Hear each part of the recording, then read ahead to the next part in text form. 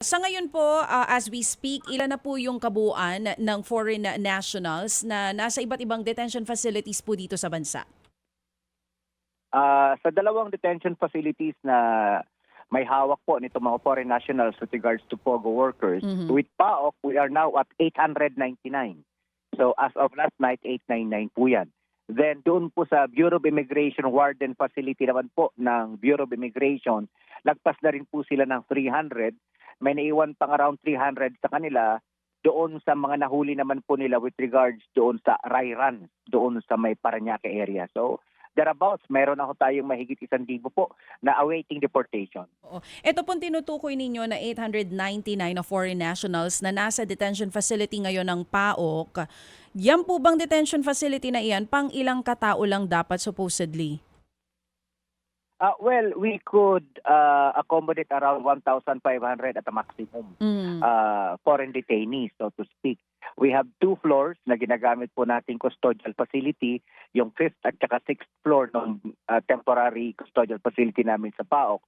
So, hindi pa naman po kami framing point, kaya lang, onti na lang, sa sunod-sunod na operations na ginagawa po natin, sa kagustuhan natin maubos na sila, baka mapuno po kapag nagtagal pa Oo, ang oo. mga deportation na mangyayari. Oo, dito po sa sinasabi nyo na hindi pa man puno pero malapit na siyang mapuno. So right now, Sir Winston, ano po ngayon ang pinaka-problema ngayon ng PAOK, maging ng BI, dito sa patuloy na pagdami po ng mga foreign nationals sa kinakanlong po ng ating bansa? Well, technically, may mga legal documents kasing kinakailangan ma-produce yan prior to deportation. The first one is, kinakailangan makuha natin yung kanilang tinatawag na NBI clearances to make sure na wala po silang mga kaso rito sa Pilipinas. That's one. Second is yung tinatawag nating travel documents. Karamihan ho kasi sa mga foreign nationals na ito, wala nang mga passport.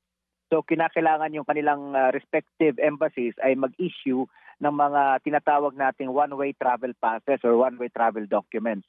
With regards to China, mabilis naman po ang kanilang pagtugon. 2 weeks time, nakakapag-issue na po sila ng travel documents ng kanilang mga national. So we're expecting in about 2 to 3 weeks, 1 month at most, mababawasan po tayo ng humigit kumulang na 1,000 na POGO workers sapagkat nakipag-ugnayan na po tayo with Bureau of Immigration and DOJ and i-streamline po namin yung pagkuha ng mga legal documents para mas mapabilis ang deportation.